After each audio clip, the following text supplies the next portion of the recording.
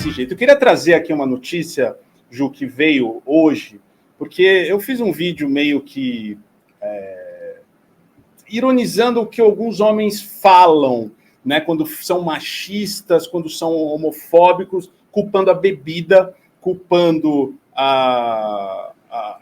drogas, culpando não tomei meus remédios, tal. E a gente tem um caso agora que eu fiquei assim, eu não acredito que o cara vai usar desse super trunfo da bebida num caso tão absurdo como esse, que é do Daniel Alves, né? Daniel Alves muda a versão para julgamento e dirá que estava bêbado em balada. Queria ler um pouquinho aqui o que aconteceu. Na estratégia dos advogados de defesa do jogador será dizer que Alves estava bêbado e não se lembra do que aconteceu na boate Sultan. Fontes ligadas ao caso confirmaram ao UOL que o brasileiro alegará que não estava consciente de seus atos quando esteve na discoteca. O Diário Catalão Ara publicou que a defesa vai ter ajuda da ex-mulher do jogador Joana Sanz. A modelo dirá ainda, segundo o jornal, que Daniel Alves chegou em casa alterado aquela noite, né? Ele está preso provisoriamente desde janeiro de 2023 na penitenciária de Brians 2. A defesa do jogador tentou em 3 recursos diferentes conseguir a liberdade até o julgamento, mas a justiça negou todos eles, né? O Daniel Alves, que é acusado aí de ter estuprado uma mulher, né, numa boate ali em Barcelona. Como é que você vê esse caso, Ju? E agora, assim, com essa alegação de que agora que ele estava bêbado. Então, tudo bem cometer um crime quando você está bêbado? Olha, é mais uma tentativa desesperada, né, do Daniel Alves de alegar qualquer coisa, porque tantas vezes já mudou de versão, né? Porque foi consentido. Porque não aconteceu. Primeiro foi isso, né? Primeiro ele negou que tivesse acontecido. A primeira alegação dele era no sentido de negar o crime. Depois que foi consentido. Aí, agora estava bêbado. Assim, olha, se ele tivesse realmente bêbado, ele sequer ia conseguir, ter uma ereção que seja, sabe? Tudo, me parece, tentativa de alegar qualquer coisa para poder tentar algum tipo de amenizar a acusação criminal, que me parece muitíssimo encaminhada para uma condenação bastante severa. Então, eu acho assim, é lamentável, para dizer o mínimo, mas é bastante revoltante também ver essa coisa da defesa do Daniel Alves ao longo. Teve muitos momentos também de ataque à vítima, que é uma coisa comum também, né? Atacar a reputação das mulheres que são vítimas desses crimes. Aconteceu no caso do Robinho também. Sempre a culpa é da mulher, né? Porque a roupa, porque ela deu condição, porque... Ai, gente, assim, é uma vida inteira que a gente acaba se escondendo como mulheres, como se a gente pudesse controlar o comportamento do outro. A roupa que você usa, a maquiagem, se você tá, se você não tá. É aquela cena do filme da Barbie, né? Você tá sempre errada, não importa se tá magra, se tá gorda, se tá de vestido, se tá de saia, se tá de calça, se tá muito masculina, se tá muito feminina. Você tá querendo, você não tá querendo, você é frígida. A gente nasce errada. Eu para outros aspectos da vida, graças a Deus, nunca fui vítima de crime sexual.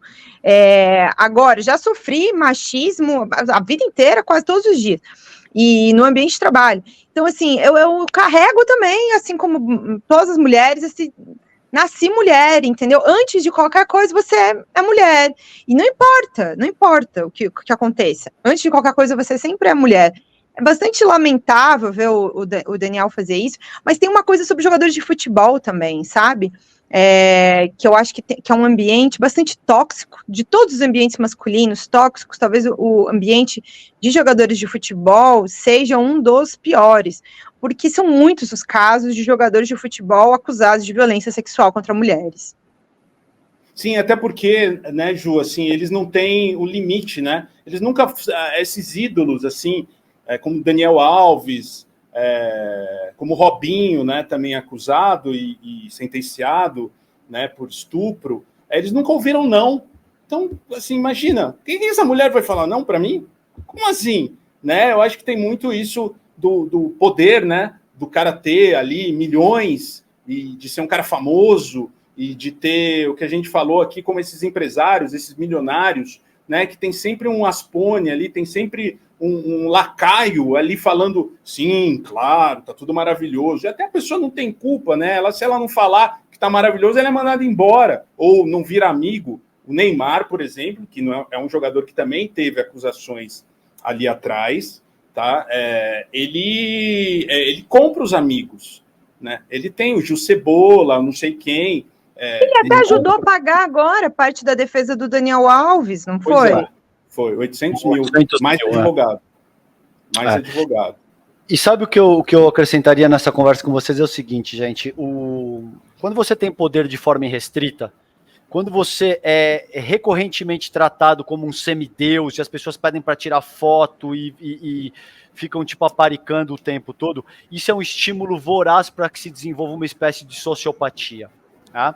A meu ver, são sociopatas. É gente que é incapaz de sentir qualquer tipo de empatia, é gente que de muitas maneiras pensa no próprio prazer, independentemente de causar dano, e com frequência causam muito dano. O que eu vejo em figuras como essa, por exemplo, é esse nível de sociopatia. Nada importa, o que importa sou eu, os meus parças, o meu prazer, quem eu quero comer em determinado dia, e cá estamos. Todo o resto é absolutamente descartável e o mundo serve aos meus propósitos e ao meu prazer. Agora, a gente tem um ordenamento jurídico. Independentemente de você ser um sociopata, o que a meu ver é o caso aí, isso aí teria que caracterizar uma espécie de litigância de má fé, cara. Não é possível. Não importa quem você seja, não é possível que você conte uma história X, depois Y, depois Z, depois você volta para histórias Y. Isso aí tem que caracterizar. Mas eu acho, Calejão, que isso acaba virando, pelo menos no Brasil, pelo que eu acompanho de processo judicial, eu acho que essa constante troca de versões da defesa, ela é sempre prejudicial. Eu acho que a B vai acabar encaminhando para isso aí. Tem tanta prova, no caso do Daniel Alves, pelo que a gente tem notícia na imprensa, que ele tá perdido, sabe? Ele já não sabe mais o que fazer, que linha de defesa atuar. Agora, isso é menos, tudo isso, esse caso, o estupro, agora essa alegação de que estava bêbado, que vai usar a ex-mulher para poder ajudar, tudo isso é menos sobre o Daniel e mais sobre estes homens que usam, né, como você estava falando sobre a questão do uso do seu prazer, não é uma exclusividade de jogadores de futebol. Existe um problema estrutural no Brasil, e talvez nem mundial, nem dá para dizer que é só no Brasil, que é essa masculinidade tóxica que é criada desde meninos, sabe? Que é de não respeitar o corpo das mulheres, que é de estimular a criação da masculinidade pela força, pela virilidade, por se sobrepor às mulheres, e a ideia de que as mulheres estão ali para te servir. Então, a gente está falando do caso aqui do Daniel, mas semana passada a gente acompanhou muito a história daquela palhaça venezuelana, a Julieta, que foi assassinada quando estava viajando sozinha, de bicicleta, voltando do Brasil para a Venezuela. E ela acaba assassinada, né, dentro de uma pousada, pelo dono da pousada, a mulher dele, depois de ter sido estuprada também. Assim, se infelizmente a gente for acompanhar todos os casos, todos os dias que acontecem de violência contra mulheres, a gente não faz outra coisa, a gente só acompanha isso. Tudo isso é um sintoma de uma sociedade que está doente desse ponto de vista, sabe?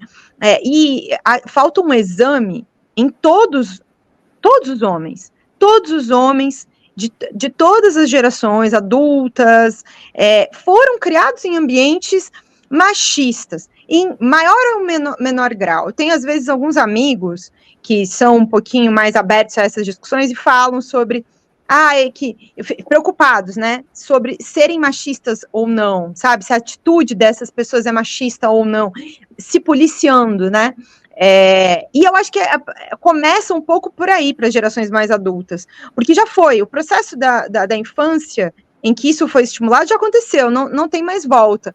Fica o desafio para os meninos, os mais novos, as crianças que estão sendo criadas nesse ambiente, e para os adultos, olhar para si e para as mulheres também. Esse comportamento machista, ele também, a gente também carrega muito machismo dentro da gente. A questão é se olhar, se examinar e tentando corrigir, né? Não passar adiante esse comportamento, que é uma situação bastante parecida com, em alguns aspectos, esse comportamento, a gente também, todo mundo é racista. Quando a gente começar a olhar para si mesmo no Brasil e se enxergar, também, além de machista, vai enxergar que todo branco praticamente tem traços racistas também. Então, enquanto a gente não olhar para si, para os nossos comportamentos e para a maneira como a gente age nas nossas vidas no dia a dia, infelizmente, essas coisas elas só são recorrentes. E aí a gente, como jornalista, também como noticiar essas coisas, né? O espaço que se dá, a maneira como se noticia, tem bastante reflexão para ser feita sobre como cobrir casos de violência contra a mulher sem sensacionalismo. Verdade. Lembrando que a própria mãe do Daniel Alves expôs a vítima, né, do estupro do filho, pôs foto, nome, né, que estava em segredo de justiça.